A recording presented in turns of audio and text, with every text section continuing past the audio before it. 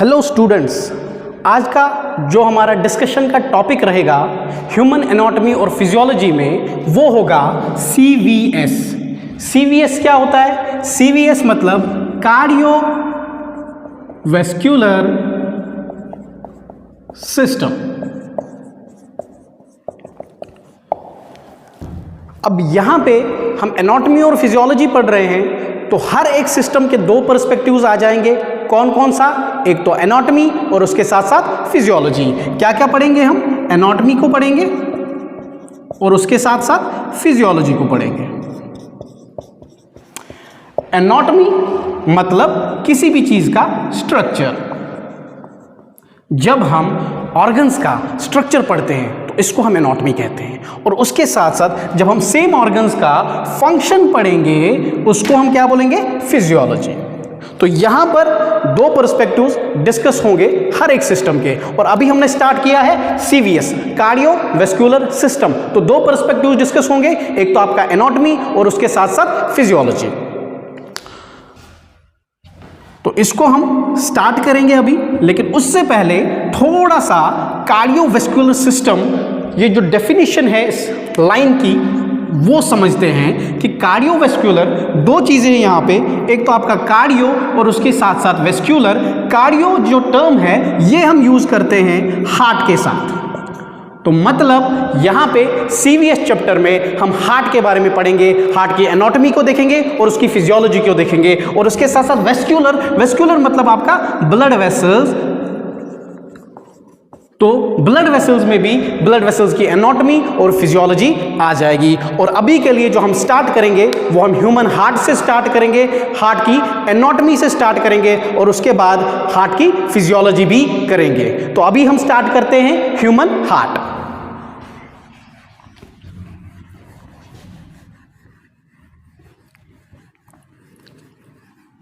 तो अभी के लिए कार्डियोवैस्कुलर सिस्टम में हम स्टार्ट कर रहे हैं हार्ट। अब हार्ट में सबसे पहला जो पोर्शन हम डील करेंगे वो होगा हार्ट की एनाटॉमी। हार्ट की एनाटॉमी।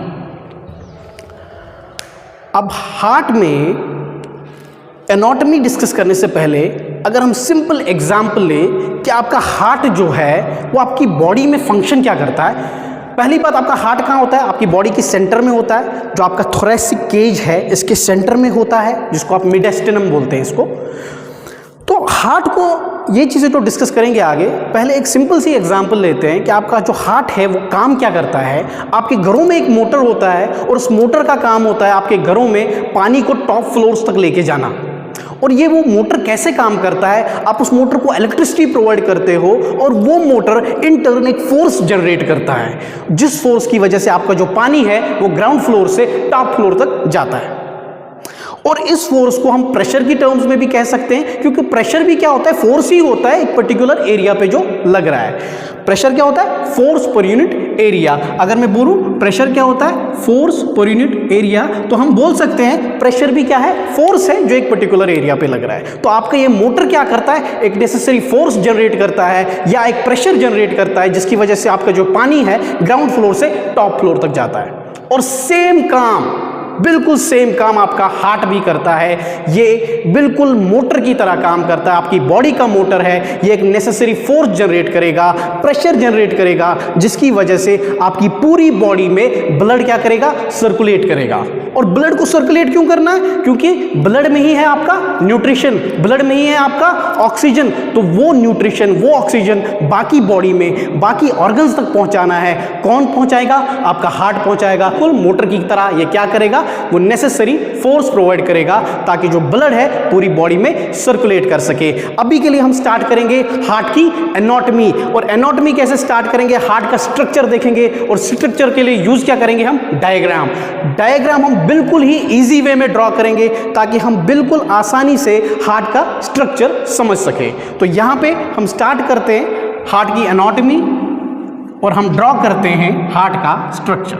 तो यहां पे मैं स्ट्रक्चर ड्रॉ कर रहा हूं हार्ट का, और हमारा स्ट्रक्चर कुछ इस तरीके का होगा। अब हार्ट में अगर हम सिंपल वे में बोले, आपका हार्ट क्या होता है, ह्यूमन हार्ट क्या होता है, 4 चैम्बर्ड होता है, 4 चैम्बर होते हैं, 4 कमरे होते हैं हार्ट में, और वही 4 कमरे हमने यहां पे बनाए। आपका ह्यूमन हार्ट 4 चैम्बर्ड होता है। क्या सब में 4 चैम्बर्ड होता है? नहीं, लेकिन ह्यूमंस में 4 चैम्बर्ड होता है, रेप्टाइल्स में 3 चैम्बर्ड होता है, लेकिन हमें वो डिस्कस नहीं करना। अभी हम डिस्कस कर रहे हैं ह्यूमन हार्ट। तो ह्यूमन हार्ट कितने चैम्बर होते हैं? 4 चैम्बर होते हैं, 4 कमरे होते हैं। कौन कौन सा? 2 ऊपर के कमरे छोटे और 2 नीचे के कमरे बड़े वाले। ऊपर के कमरों को हम बोलते हैं ऑरिकल्स और नीचे वाले कमरों को हम क्या बोलते हैं? वेंट्रिकल्स। तो यहां पे हमें पता चला हार्ट में 2 ऑरिकल है और 2 वेंट्रिकल है। और कैसे इसको डेजिग्नेट करेंगे? जो राइट साइड में आपका ऑरिकल है इसको हम बोलते हैं राइट ऑरिकल, और जो लेफ्ट साइड में आपका ऑरिकल है इसको क्या बोलेंगे? Left auricle. और सेम तरीके से वेंट्रिकल्स के केस में भी जो राइट साइड से आपका वेंट्रिकल है इसको क्या बोलेंगे? Right ventricle.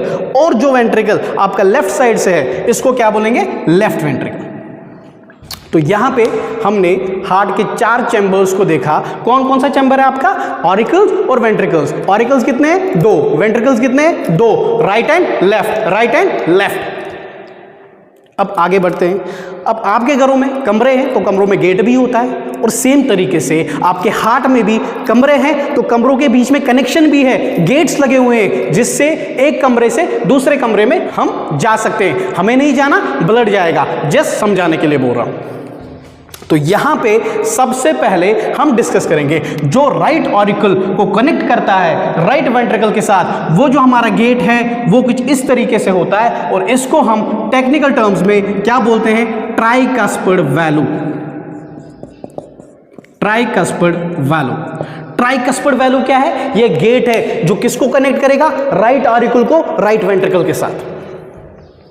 अभी हम फिजियोलॉजी नहीं पढ़ रहे हैं, हम फंक्शन नहीं पढ़ रहे, जस्ट एनाटॉमी पढ़ रहे हैं। तो सिंपल ट्राइकस्पिड वैल्यू क्या है? गेट है। तो यहां पे ऐसे बना सकते हैं, और क्या गेट करता है? ऑरिकल को कनेक्ट करता है राइट ऑरिकल को राइट वेंट्रिकल के साथ। आई होप चीजें क्लियर हो रही है। और सेम तरीके से आपका लेफ्ट ऑरिकल कनेक्ट होता है लेफ्ट वेंट्रिकल के साथ। इधर भी एक गेट मिलता है हमें, और वो जो गेट है वो हम कुछ इस तरीके से ड्रॉ करेंगे, और इसको हम बोलते हैं बाइकस्पिड वैल्यू। बाइकस्पिड वैल्यू क्या है? ये गेट है जो लेफ्ट ऑरिकल को कनेक्ट करेगा किसके साथ? लेफ्ट वेंट्रिकल के साथ। बाइकस्पिड वैल्यू को हम एक और नाम से भी जानते हैं, इसको हम मिट्रल वैल्यू भी बोलते हैं। Mitral value. तो यहां पे अभी तक हमने देखा कि हार्ट में 4 चैम्बर है, और उसके साथ साथ 4 जो कमरे हमने डिस्कस किए, इसमें हमने गेट्स के बारे में पढ़ा कि ये कमरे आपस में कैसे कनेक्ट होते हैं, वैल्व्स के थ्रू कनेक्ट होते हैं। जैसे आपका राइट ऑरिकल कनेक्ट होता है राइट वेंट्रिकल के साथ ट्राइकस्पिड वैल्यू के थ्रू, और लेफ्ट ऑरिकल कनेक्ट होता है लेफ्ट वेंट्रिकल के साथ बाइकस्पिड वैल्यू या मिट्रल वैल्यू के थ्रू। नेक्स्ट जो हम पढ़ने वाले हैं, अब हमने क्या देखा कि रूम्स है, 4 रूम्स है, गेट्स है। तो मैंने आपको बताया कि चैम्बर्स के बारे में, और उसके साथ साथ ट्राइकस्पिड वैल्यू और बाइकस्पिड वैल्यू के बारे में। अब हम देखेंगे रूम्स है तो वॉल्स भी होंगे। जैसे आपके घरों में रूम्स होते हैं तो वॉल्स होते हैं बीच में, सेम यहाँ पे भी है। आपके राइट वेंट्रिकल और लेफ्ट वेंट्रिकल के बीच में वॉल है, यहाँ पे दिख रहा है। ये जो वॉल है किसके बीच में? राइट वेंट्रिकल और लेफ्ट वेंट्रिकल के बीच में। इसको हम बोलते हैं intra ventricular septum. Intraventricular septum क्या है? ये वॉल है, किसके बीच है? राइट वेंट्रिकल और लेफ्ट वेंट्रिकल के बीच में। और सेम तरीके का वॉल आपको कहां मिलेगा? आपके राइट ऑरिकल और लेफ्ट ऑरिकल के बीच में, जिसको हम बोलते हैं इंट्रा ऑरिक्यूलर सेप्टम। 2 तरीके के वॉल पड़े। वेंट्रिकल्स के बीच में क्या है? Intraventricular septum. ऑरिकल्स के बीच में क्या है? Intra auricular septum. I hope चीजें समझ में आ रही है। अब एक और वॉल है यहां पे, हमने वेंट्रिकल्स के बीच में देखा, हमने ऑरिकल्स के बीच में देखा। एक और वॉल है जो कहाँ पे है, ऑरिकल्स और वेंट्रिकल्स के बीच में। यहाँ पे अगर आपको दिख रहा है, यहाँ पे ये वॉल है किसके बीच में, ऑरिकल और वेंट्रिकल के बीच में। इस वॉल को हम क्या बोलते हैं, इसको हम बोलते हैं एट्रियो वेंट्रिकुलर सेप्टम। इस वॉल को हम बोलते हैं atrio ventricular septum. Atrio ventricular septum क्या है, आपकी आर्टरी और आपकी वेंट्रिकल के बीच में जो वॉल है उसको हम बोलते हैं atrio ventricular septum. I hope यहां चीजें आपको समझ में आ रही है।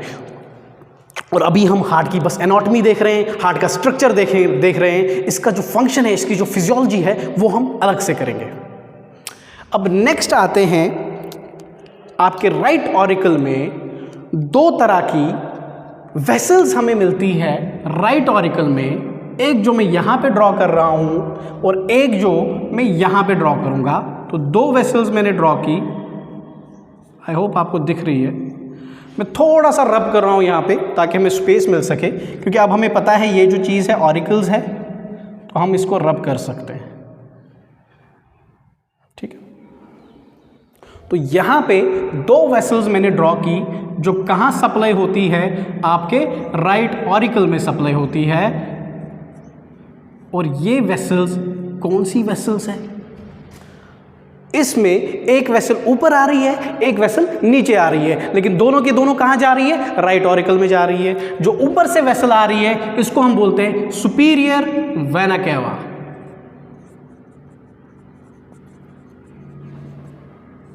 सुपीरियर वेना केवा क्या है, ये वो वेसल है जो आपके राइट ऑरिकल में जा रही है ऊपर से। और एक और वेसल है जिसको हम बोलते हैं इंफीरियर वेना केवा।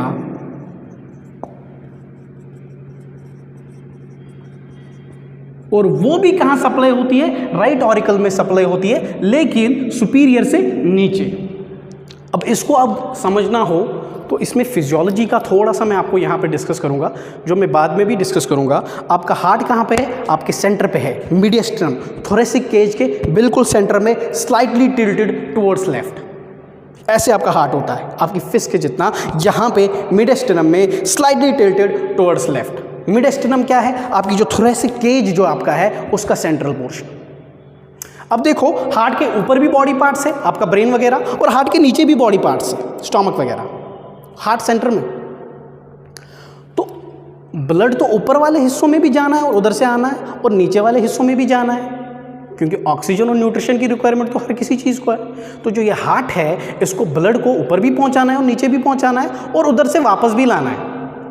पहुंचाएगा तो ऑक्सीजन देगा, वापस लाएगा तो वेस्ट लेके आएगा और फिर से उसको क्लियर करेगा। ये हम फिजियोलॉजी में पढ़ेंगे, लेकिन अभी के लिए आपका हार्ट ऊपर से भी सप्लाई होता है, नीचे से भी सप्लाई होता है। तो यही रोल आ जाता है इन दो वेसल्स का। सुपीरियर वेना केवा का काम क्या है कि हार्ट में ब्लड को लाना, लेकिन कहाँ से, आपके ऊपर वाले हिस्सों से। ये जो यहाँ पे हार्ट है, जो ऊपर वाले पोर्शंस है, वहाँ से जो ब्लड आएगा किसके थ्रू आएगा, आपके सुपीरियर वेना केवा के थ्रू आएगा। कहाँ आएगा, राइट ऑरिकल में। और इंफीरियर वेना केवा क्या करेगा, जो नीचे वाले हिस्से हैं, जो नीचे वाले हिस्से हैं वहाँ से ब्लड लाएगा, कहाँ पे, आपके राइट ऑरिकल में। तो यहाँ पे हमने दो वेसल्स के बारे में पढ़ा, सुपीरियर वेना केवा और इंफीरियर वेना केवा। सुपीरियर वेना केवा क्या करता है, आपके हार्ट के ऊपर वाले हिस्सों से ब्लड को लाता है, कहाँ पे, हार्ट में। और इंफीरियर वेना केवा क्या करता है, ब्लड को लाता है नीचे वाले हिस्सों से, कहाँ पे, हार्ट में। और ऑब्वियसली ये ब्लड कौन सा होता है, इम्प्योर ब्लड होता है, डीऑक्सीजनेटेड ब्लड होता है, जिसमें ऑक्सीजन नहीं होता है। वो हम फिजियोलॉजी में डिस्कस करेंगे। हमने दो वेसल्स के बारे में डिस्कस किया, आपकी सुपीरियर वेना केवा और इंफीरियर वेना केवा। अभी और दो वेसल्स आ जाएगी जो बहुत ही इंपॉर्टेंट वेसल्स है, जो मैं अभी यहाँ पे ड्रॉ करने वाला हूँ और डिस्कस करने वाला हूँ। देखो, हम अभी फिजियोलॉजी नहीं पढ़ रहे, मैं आपको नहीं बता रहा ब्लड कहाँ से आ रहा है, कहाँ जा रहा है। जस्ट मैं आपको पार्ट्स बता रहा हूँ, वेसल्स के बारे में बता रहा हूँ, ताकि जब हम फिजियोलॉजी पढ़े हम अच्छे से समझ सके कौन सी चीज़ कहाँ को जा रही है और किसके थ्रू जा रही है। तो यहाँ पे दो और वेसल्स, दो और इंपॉर्टेंट वेसल्स आ जाती है। एक जो आपकी यहाँ पे मैं ड्रॉ कर रहा हूँ, ये वाली वेसल,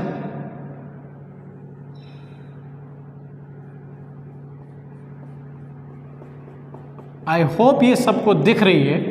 और सबसे थिक वेसल आपकी बॉडी की यही वेसल होती है जो मैंने अभी ड्रॉ की है, जो कहाँ को कनेक्ट कर रही है, आपके लेफ्ट वेंट्रिकल में कनेक्ट है। अब ये लेफ्ट वेंट्रिकल से क्या करेगी, अगर मैं आपको बताऊं अभी के लिए, ये लेफ्ट वेंट्रिकल से ब्लड को लेके जाती है, लेफ्ट वेंट्रिकल से ब्लड को लेके जाती है। कहाँ लेके जाती है? पूरी बॉडी में लेके जाती है, जो हम फिजियोलॉजी में डिस्कस करेंगे कि ये कैसे लेके जाएगी। लेकिन अभी के लिए ये जो वेसल है इसका नाम क्या है? ये वेसल जो मैंने ड्रॉ की यहाँ पे, इसको हम बोलते हैं आयोटा। क्या बोलते हैं इसको? आयोटा। आयोटा को हम और एक नाम से भी जानते हैं जिसको हम बोलते हैं सिस्टमिक आर्टरी। सिस्टमिक आर्टरी क्या है? आयोटा ही है। आयोटा को सिस्टमिक आर्टरी भी कहते हैं। और यहां पे ये मैंने क्या बताया था कि लेफ्ट वेंट्रिकल से ब्लड को लेके जाएगी कहां पे? कहां पे लेके जाएगी? बॉडी में।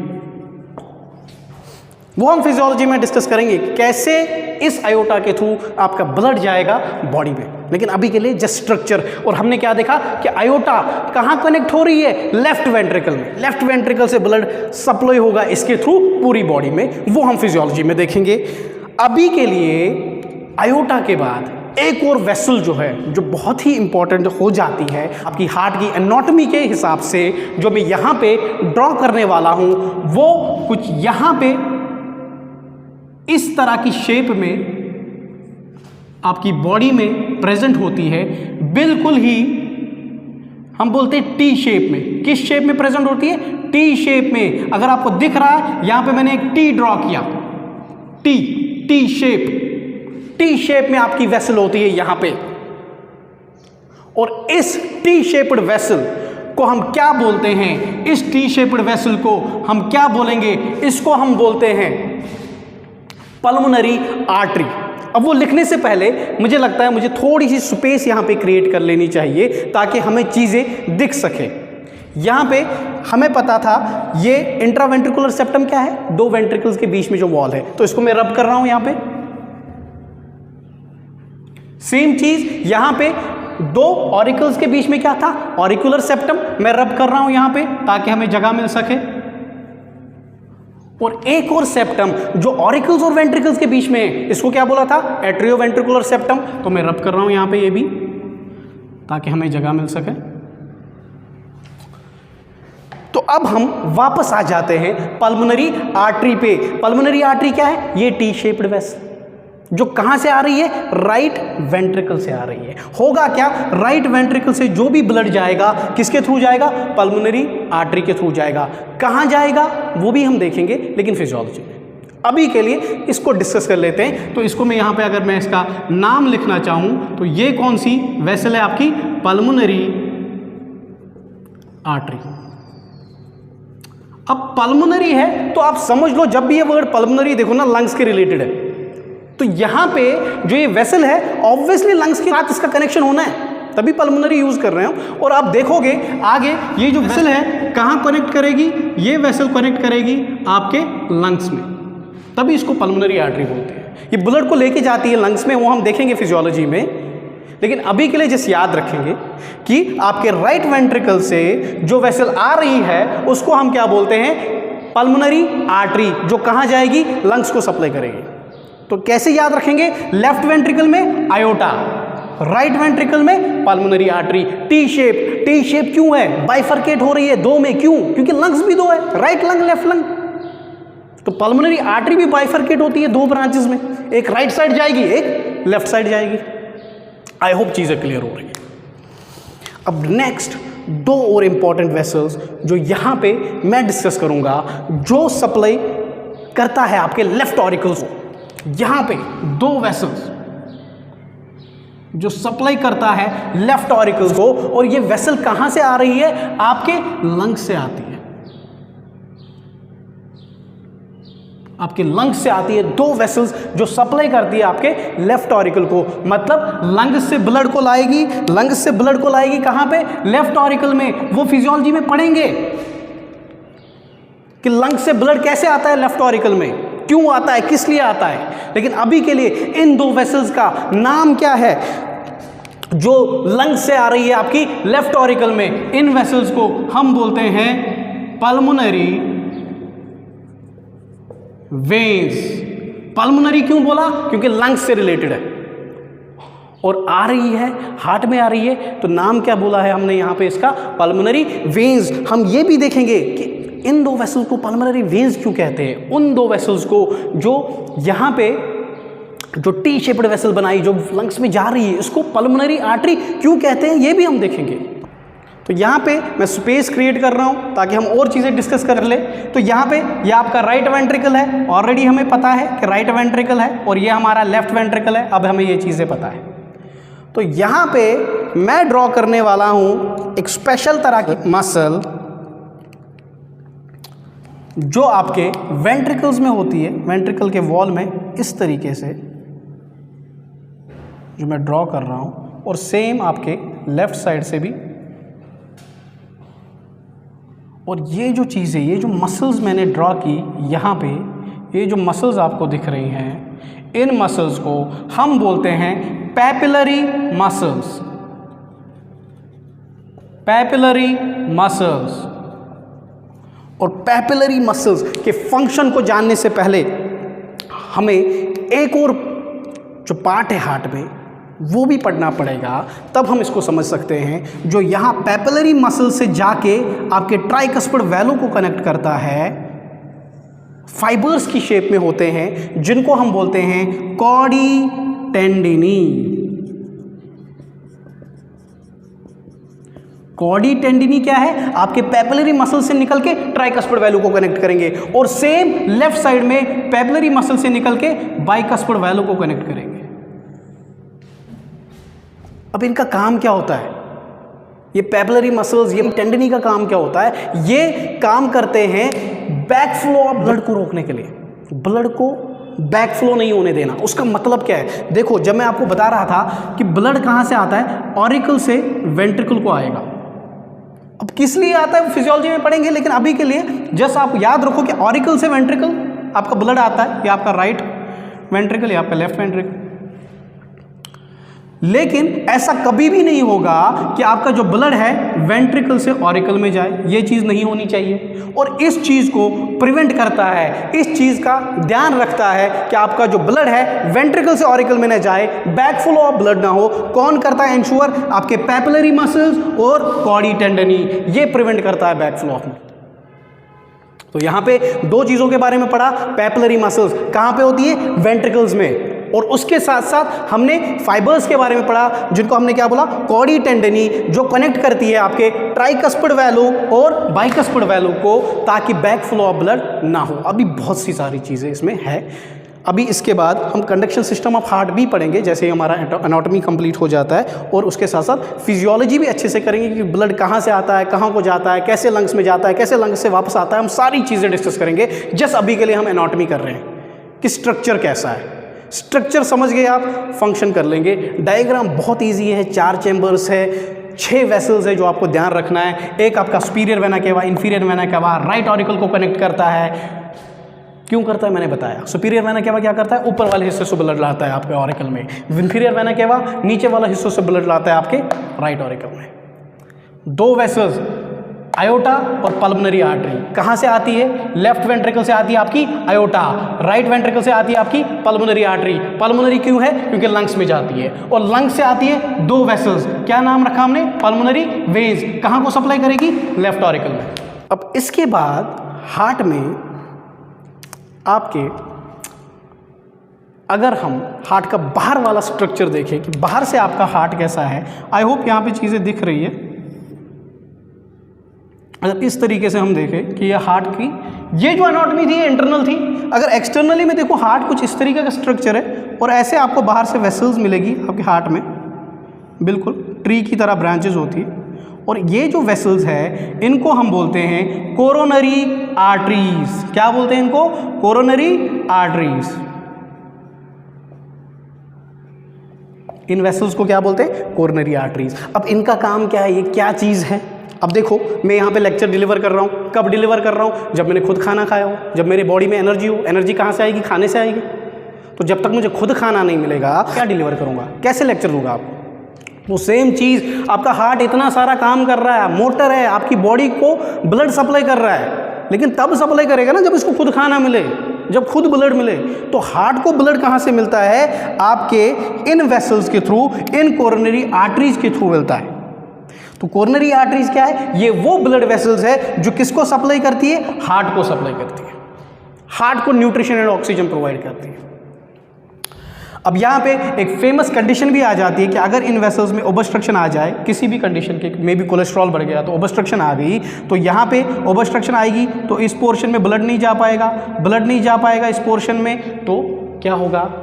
हार्ट प्रॉपर्ली काम नहीं कर पाएगा। और ये जो कंडीशन है इसको हम बोलते हैं एंजाइना। और इसमें होता क्या है? जैसे ही ओबस्ट्रक्शन होती है पेन स्टार्ट हो जाती है, और इस पेन को हम बोलते हैं हार्ट पेन, दिल का दर्द। दिल का दर्द वो नहीं होता जो आप समझते हो, ये चीज होती है एंजाइना। हार्ट में जब भी कोरोनरी आर्टरीज की ओबस्ट्रक्शन आ गई, पेन स्टार्ट हो जाएगी, पेन को क्या बोलते हैं? एंजाइना। और इसके लिए हमारे पास ट्रीटमेंट है। हम यहाँ पे क्या करते हैं? वेसल में ओबस्ट्रक्शन आ गई तो हम कोशिश करते हैं इस वेसल को डायलेट करने की। आप वेसल को डायलेट करोगे तो जगह बन जाएगी ब्लड के लिए, आगे जाने के लिए। तो हमें उसमें नहीं जाना अभी के लिए, जैसे हम एनाटॉमी पढ़ रहे हैं, जैसे आपको कोरोनरी आर्टरीज पता होना चाहिए क्या है। अब इसके बाद जो यहाँ पे एक और पॉइंट है जो एनाटॉमी में मुझे डिस्कस करना है, वो है लेयर्स ऑफ हार्ट।